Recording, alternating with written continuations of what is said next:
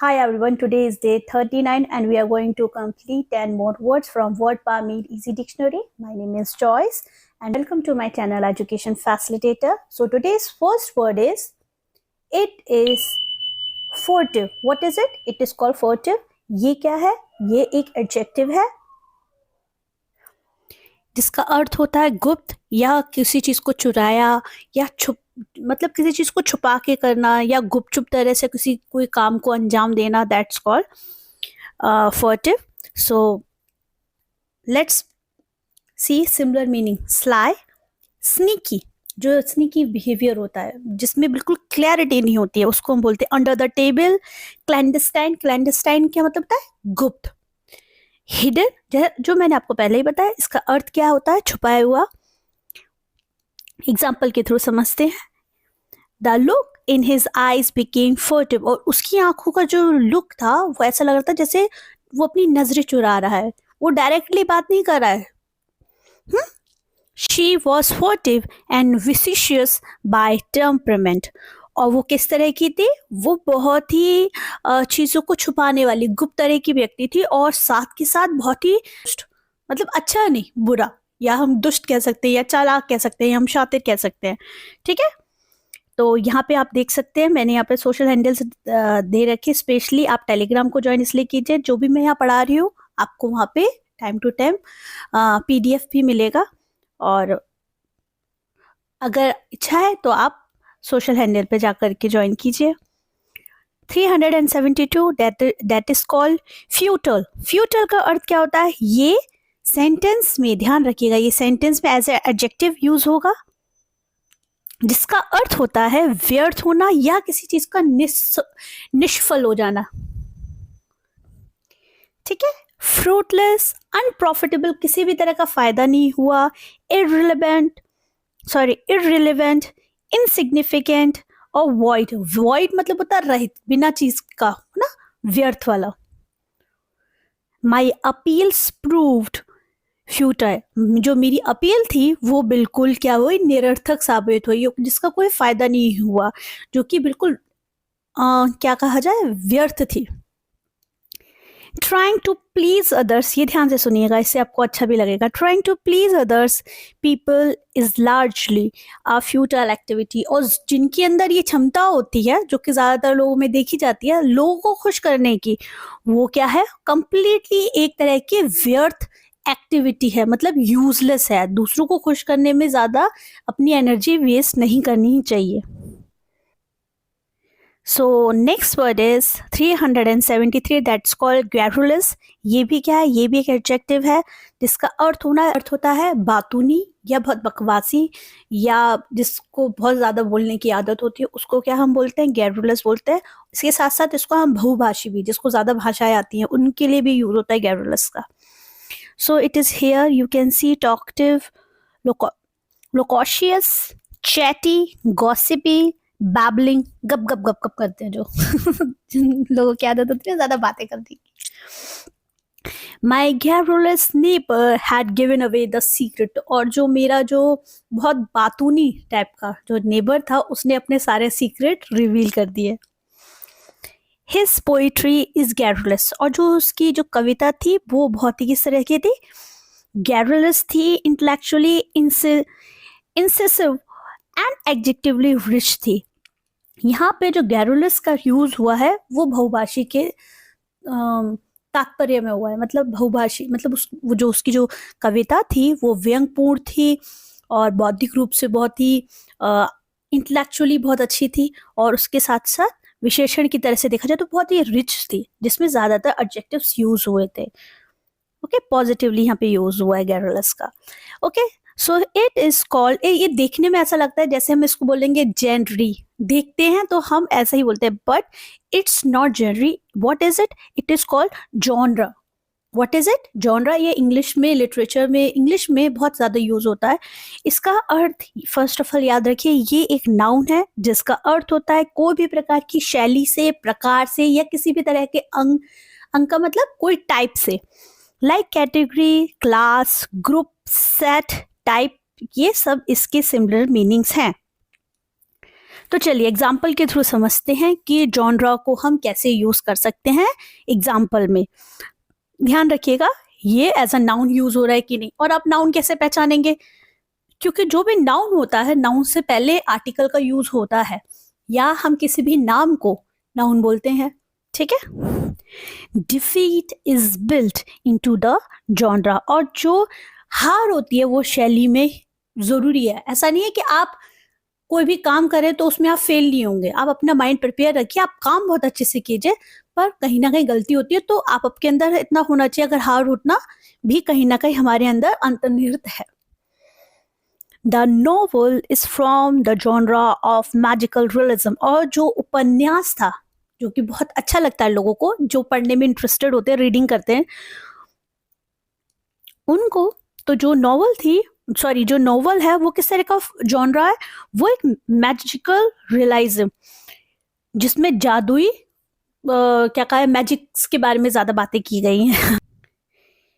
एक जेंटल जिसको हम जेंटल बोलते हैं, और इसको किस तरह से प्रोनाउंस करेंगे, ये वाले जेंटल को सिमिलर मीनिंग्स होते हैं, ध्यान रखिएगा। ये जेंटल का अर्थ भी ये होता है जो शिष्ट होते हैं, जो बहुत ही अच्छे से व्यवहार करते हैं, उनको भी ये बोलते हैं। पर इसको हम कैसे प्रोनाउंस करेंगे, इसको हम बोलेंगे जेंटियल। व्हाट इज इट, जेंटियल, क्योंकि यहाँ पे डबल ई यूज हुआ है, और ये डिक्शनरी में था, इस वजह से मैंने इसको एज इट इज ही लिखा है। ये क्या है, ये एक एडजेक्टिव है जिसका अर्थ सज्जन होना, शिष्ट व्यवहार करना। ये हमारे किस तरह के हम व्यवहारिक रूप से हैं, सुशील होना, बहुत ही क्या कहा जाए, बहुत डिसेंट होना, उसको हम बोलेंगे रिस्पेक्टेबल, प्रॉपर, पोलाइट, ये इंपॉर्टेंट है। वेल मैनर्ड, कल्चर्ड, ये कब सब इसी के ही एग्जाम्पल हैं। She is too genteel for words, और वो बहुत ही ज्यादा अपने शब्दों में बहुत ज्यादा सज्जन थी, मतलब वो बात बहुत ढंग से करती थी। हर जेंटियल एक्सेंट इरिटेटेड मी, और वो इतनी ज्यादा सज्जन थी, वो इतनी ज्यादा अच्छे से बात करती थी, कभी कभी मुझे गुस्सा आता था उसके ऊपर। इरिटेट का मतलब इसी तरह से होता है कि अगर हम बिल्कुल उस हिसाब से नहीं बात कर पाते तो कहीं ना कहीं हम सोचते हैं वो हमारे साथ फिट नहीं है या हम उसके साथ नहीं फिट बैठ रहे हैं। Okay, next 376, that's called gesticulate. What is it, it is called gesticulate. ऐसे करके पार्ट्स में, ऐसे करके बहुत डिफिकल्ट जो लॉन्ग वर्ड्स होते हैं उनको इस तरह से आप पार्ट्स में इजिली याद कर सकते हैं। ये क्या है, ये एक वर्ब है जिसका अर्थ क्या होता है, जिसका अर्थ होता है किसी भी तरह का इशारा देना या संकेत करना। मतलब आप मुंह से नहीं बोल रहे हैं, पर अपने जेस्चर से आप किसी को, सामने वाले को बता रहे हैं कि आप चाहते क्या है, अपने हाव भाव को प्रकट करना, हिंदी में बता रही हूँ। Gesture, make gestures, make signals, signal दे रहे हैं, साइन एंड मोशन। तो बहुत ध्यान रखिए, आप कभी भी कहीं पर भी होते हैं तो हम किस तरह से बात करें, अपनी अगर साइन के थ्रू बात करें तो ये जेस्टिकुलेट में कंसीडर होगा। Okay, he tried to gesticulate a message, और उसने क्या कोशिश की, उसने इशारों में अपने मैसेज को देने की कोशिश की। वो मुंह से नहीं कुछ बोला, पर अपने इशारों में उसने अपने मैसेज को उस तक पहुंचाने की कोशिश की। The officer gesticulated towards the refugees, और जो अधिकारी ने क्या किया, जो रिफ्यूजीज थे, रिफ्यूजीज का अर्थ क्या होता है, शरणार्थियों की ओर इशारा किया। 377, आई होप जो लोग नए नए जुड़ रहे हैं चैनल में, उनको यहाँ से इंफॉर्मेशन मिल रही होगी और आपको अच्छा लग रहा होगा। आप लोग मेरे वीडियोस को देखते हैं, और मैंने देखा है कुछ न्यू लोग टेलीग्राम पे भी जुड़ रहे हैं, तो मैं आप लोगों को बता दूं, मैं टाइम से PDF प्रोवाइड कर देती हूँ। साथ के साथ आप लोग अपने खुद के नोट्स भी बनाइए, जैसे मैं हमेशा बोलती हूँ। और जब आप लोग वीडियोस देखते हैं तो वीडियो को लाइक शेयर सब्सक्राइब ज़रूर कीजिए, नए लोगों को पहुंचाइए। वीडियो को आप देखते हैं तो लाइक इसलिए कीजिए, मुझे अच्छा लगता है, मुझे लगेगा मैं मेहनत कर रही हूँ, अगर मैं कुछ भी काम कर रही हूँ तो मुझे अच्छा लगेगा कि हाँ, लोग जो न्यू सब्सक्राइबर्स आ रहे हैं उनको मेरे थ्रू इंफॉर्मेशन मिल रही है और लोगों को अच्छी लग रही है। और इन केस अगर आपको ऐसा लगता है कि नहीं देयर मस्ट बी चेंजेस और आप चाहते हैं कि कुछ चीज़ों में बदलाव हो, please do let me know in the comment box. Comment box के लिए तो मैं डेली इसी, क्योंकि I also want to know your suggestion, क्यों मुझसे लोग पूछते हैं किसी भी चीज़ से रिलेटेड, मैं हमेशा उनको रिप्लाई करती हूँ। तो आप अपना सुझाव भी ज़रूर दीजिए अगर आपको सही लगता है, अदरवाइज लाइक तो ज़रूर कीजिए, क्योंकि लाइक करने से मुझे भी बहुत मोटिवेशन मिलता है, इसलिए मैं आपसे बोल रही हूँ। Okay, so the next word is 377। Word power made easy dictionary का 377 वर्ड हम लोग कर रहे हैं आज, और it is called glut. What is it? It is called glut. ये क्या है? ये नाउन है। इसका अर्थ होता है भरमार ही और प्रचुरता। देखिए, अगर आप लोग न्यू हैं अभी रिसेंटली, क्योंकि लोग नए नए जुड़ रहे हैं और आपको ये वीडियो मिल रहा है, आप चैनल पे जाइए, मैंने यहाँ पे सेशन भी एक्सप्लेन किए हुए हैं जो रूट वर्ड्स के थ्रू, अगर आपको रूट वर्ड्स के थ्रू भी सीखनी है वो कैब, तो आप वहाँ जाकर के देख सकते हैं, जो कि word power made easy dictionary के सेशंस ही हैं। मैंने सोचा पहले मैं ये सारे जो डिफिकल्ट वर्ड्स को एक्सप्लेन करने के बाद जो सेशंस रह गए हैं उनको मैं बाद में कंप्लीट भी कराऊंगी, रूट वर्ड्स के थ्रू ही कराऊंगी। तो पहले let me complete this, then उसके बाद मैं आपको और जो सेशंस रह गए हैं, आई थिंक 10 सेशंस तो मैंने कंप्लीट करा दिए हैं। ग्लट का सिमिलर मीनिंग क्या होता है? एक्सेस मतलब बहुत ज़्यादा होना, सुपर फ्लूटी, ओवर अबंडेंस मतलब अबंडेंस तो मतलब होता है बहुतायत, पर ओवर अबंडेंस मतलब बहुत ज़्यादा, बहुत से भी बहुत ज़्यादा, टू मैनी और टू मच। तो ये सब किसके एग्जाम्पल हैं? ये सब ग्लट के ही एग्जाम्पल हैं। एग्जाम्पल में समझते हैं। The boy glut himself with cake, और जो लड़के ने क्या किया? बहुत ज्यादा केक खा लिया या अपने आप को एकदम केक से भर दिया। भरने का मतलब ज्यादा खा लिया होगा उसने, overdose. The glut is causing problem, और ज्यादा होना मतलब ओवर ही हो जाना क्या हो जाता है? परेशानियों का कारण हो जाता है, दिक्कतें स्टार्ट हो जाती हैं। ओके, 378 ग्रैंडिलिक्वेंट। ग्रैंड, इसको आप किस तरह से पढ़ेंगे? ग्रैंडिलोक्वेंट, इस तरह से पढ़ लीजिएगा, ठीक है। ग्रैंडिलोक्वेंट ये क्या है? इसका अर्थ, ये एक एडजेक्टिव है जो कि नाउन प्रोनाउन की विशेषता बताता है, और इसका अर्थ होता है शब्द आडंबरपूर्ण, मतलब बहुत ज़्यादा खान किया जाता है ना, बहुत ओवर किसी चीज़ को हम बढ़ा चढ़ा के बोलते हैं। देखिए पॉम्पस, पॉम्पस का मतलब होता है अब बहुत ही घमंड की बातें अगर आप बोल रहे हो, मतलब पॉम्पस, वैसे it is the word when we use it, मतलब आप शेखी। बट यहाँ पे शब्द आडंबरपूर्ण इसलिए बोला गया क्योंकि आप बहुत अपने वर्ड्स में बखान कर रहे हैं। बॉम्बास्टिक, ये बहुत वर्ड्स यूज होते हैं, इसलिए बहुत ज्यादा इसके लिए बोलने की जरूरत है। ओवरड्राइव, ओवरडन, वर्डी, और रेटोरिकल, ये रेटोरिकल छंदपूर्ण, ये इंग्लिश में लिटरेचर में बहुत यूज होता है रेटोरिकल।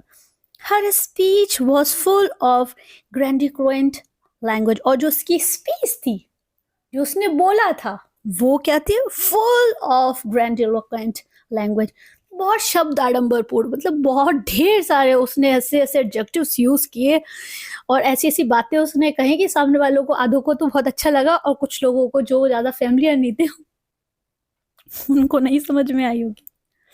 बट ये हर किसी में बोलने की कला, कम्युनिकेशन स्किल्स होना बहुत ज़रूरी भी है, और डेली आप सीखेंगे कैसे? वो जब सीखेंगे, जब आप वोकेबलरी आप आपकी अच्छी होगी, उसके साथ साथ आपके अंदर रीडिंग हैबिट होगी। रीडिंग हैबिट बहुत ज़रूरी है। आप डेली आप कितने पेजेस रीड करते हैं, और आप अपने इंटरेस्ट के हिसाब से पढ़िए, पर आप ज़रूर पढ़िए। न्यूज़पेपर पढ़ते हैं तो न्यूज़पेपर डेफिनेटली पढ़िए। न्यूज़पेपर बहुत अच्छे एक मीडियम होता है। मुझे ज़्यादातर न्यूज़पेपर पढ़ना अच्छा लगता है, और अगर मेरे घर में न्यूज़पेपर इनकेस नहीं आता तो मैं रीडिंग करना अपना डेली पर्पस में रखती हूँ, कि क्योंकि हम जितना अच्छा रीड करेंगे, हमारी कम्युनिकेशन के साथ साथ हमारी बोलने की जो कला है वो बहुत अच्छी होगी, और वो डेवलप आप जब भी कर सकते हैं जब आप डेली वर्क कर रहे हैं, 1 दिन 2 दिन नहीं, डेली। सो जो मैं खुद करती हूँ वो मैं आप लोगों तक चाहती हूँ कि आप लोग भी सीखें, और अच्छी बात है सीखना तो।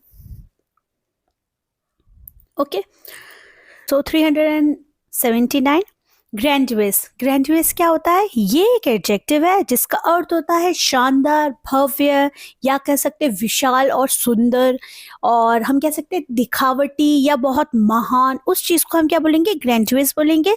अब देखिए यहाँ पे ये एक एडजेक्टिव है और इसके जो ये सारे वर्ड्स है सिमिलर मीनिंग है, तो दे विल बी एडजेक्टिव। ये सारे के सारे क्या होंगे? एडजेक्टिव्स ही होंगे, जो कि नाउन और प्रोनाउन की क्या करते हैं? क्वालिफाई करते हैं या उनकी विशेषता बताते हैं। मैग्निफिशियंट, इम्प्रेसिव, ग्रांड, सुपर्ब और ग्लोरियस, ये सब किसके एग्जाम्पल्स हैं? ग्रैंडियस के एग्जाम्पल हैं। He is always producing grandiose plan that never work, और वो क्या करता है? वो बहुत ही महान और शानदार टाइप के प्लान्स तो बनाता है जो कि कभी क्या नहीं करते हैं? जो कि काम नहीं करते हैं। ही हैज, देखिए यहाँ पे भी देखिए ये ग्रैंडियस कैसे यूज हो रहा है? एज एन एडजेक्टिव यूज हो रहा है। He has grandiose aims but puny abilities, और उसके पास जो एम्स हैं, जो उसके क्या कह सकते हैं लक्ष्य है, वो तो बहुत ही महान है, लेकिन उसमें क्षमता उतनी नहीं है। ठीक है, तो इस तरह से आप ग्रैंडियस का यूज करना सीख सकते हैं। और आज का लास्ट वर्ड ग्रेविटी, ये तो बहुत सिमिलर, हम लोग बहुत अच्छे से हमें पता होता है ग्रेविटी का अर्थ क्या होता है। ग्रेविटी का अर्थ होता है गुरुत्वाकर्षण, और इसके साथ साथ अगर हम कहा जाए तो इसके दूसरे भी अलग अलग मीनिंग होते हैं। मैंने यहाँ पे गुरुत्वाकर्षण के ही एग्जाम्पल्स भी दिए हैं, और इसका अर्थ अगर देखा जाए तो हिंदी में गंभीरता से भी कह सकते हैं और इम्पोर्टेंस से भी कह सकते हैं। सिग्निफिकेंस, सिग्निफिकेंस में भी होता है बहुत ज़्यादा ज़रूरी। यहाँ पे मैंने लिखा नहीं, आप लिख लीजिएगा, मैं मुंह से ही आपको आसानी से बता रही हूँ। सीरियसनेस, गंभीरता से भी कह सकते हैं ग्रेविटी का, कि सीरियसनेस नहीं तुम्हें पता किस बात की। पुल का होना किसी चीज को खींचने से रिलेटेड, या अट्रैक्शन। ओके, तो these are the similar meaning of gravity. चलिए एग्जाम्पल के थ्रू समझते हैं।